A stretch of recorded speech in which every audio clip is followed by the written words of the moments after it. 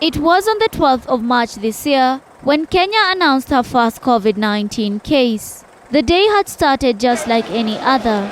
All of a sudden, things looked bleak. Major adjustments in our daily routines were coming. Schools were closed, international flights stopped, and a dusk to dawn curfew followed.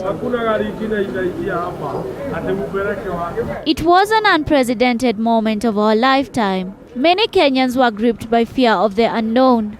The uncertainty of massive job losses was almost palpable. That uncertainty is a reality today, a sad reality. Serikali ndio imeweka curfew. Lakini hiyo curfew wangeiangalia. Hiyo curfew vile inafanya inatugonga sisi. And amid all the sadness, the highly contagious coronavirus is yet to reach its peak in Kenya. The fear is soaring, and in tandem with new cases of COVID-19 announced every day, many people have given up. The life of many others has been turned upside down. But one group of people has struggled to keep the routine, albeit with some interruptions here and there. My name is Mwangi Maina from TV47. I have two questions to CS Dr. Mercy Mwangangi. Journalists. They are among the few people who must remain sane amid chaos. For the last 3 months, journalists have updated you on the status of the global pandemic. 719 continues on and it is active. Meet Graham Kajilwa, Zainab Mohammed and Kadar Hared.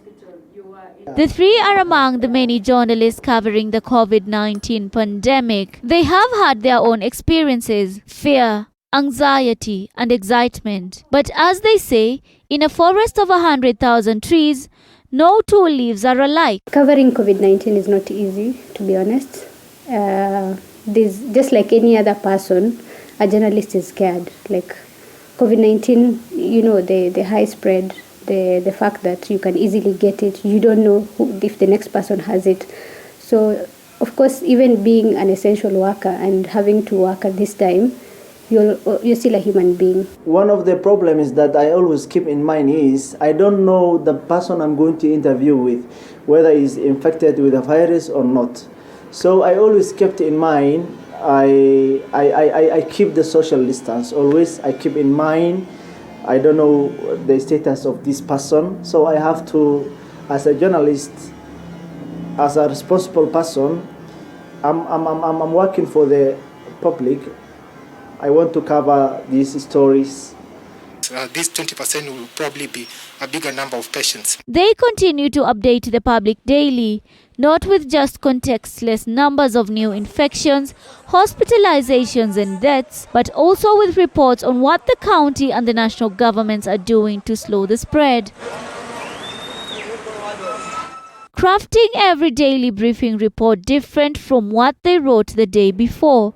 They may look unofficious and unassuming, but whatever they write has far-reaching consequences. As much as they may give the normal numbers that, hey, so such and such an amount or number of people have tested positive, some are dead, these are the recoveries, you have to find a way of telling the story in a new way so that someone learns something new. So you have to read a lot. Like any little research that you hear has come out, you have to go find out and read and probably see how that reflects or that can work out in our local context.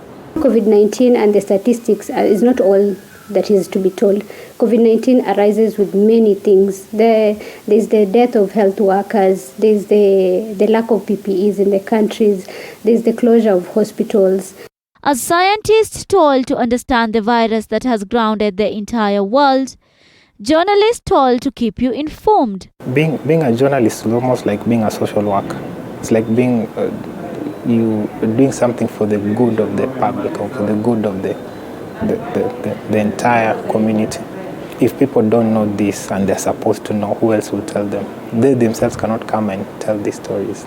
You're the one better placed at that particular point, that particular time to tell that story. So at the end of the day, you tell yourself that, okay, people deserve to know what's happening anyway. So, and I'm here to tell them what's happening.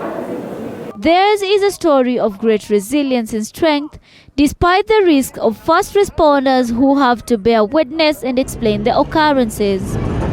Reporting for TV47, I'm Nancy Kimoyo.